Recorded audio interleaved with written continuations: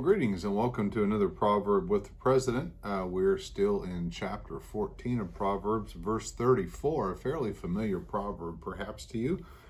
Righteousness exalts a nation, but sin condemns any people.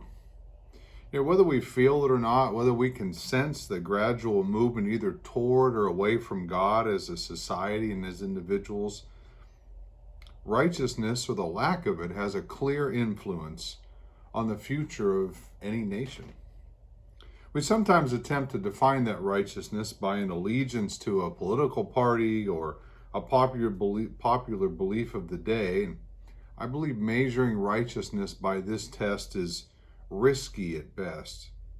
Societies can and have defined righteousness and redefined righteousness at various points in history. It seems to me that if we're seeking to live a life of obedience, we need to allow our Creator to define both the term and the characteristics of a person who is living within the definition of righteousness.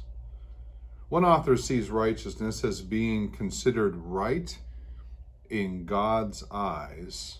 Interesting definition. 2 Corinthians 5:21 shows a pathway to being right in God's eyes. God made him who had no sin to be sin for us, so that in him we might become the righteousness of God. One translation looks at that first phrase as God made him who had no sin to be a sin offering for us.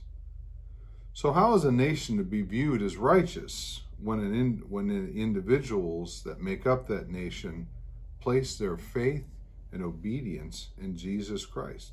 So each of us have a role in this process. Our role is to make sure that we are faithfully obeying Jesus in order that we might be right with God. Thank you for spending a moment with me in the Proverbs, and go Knights.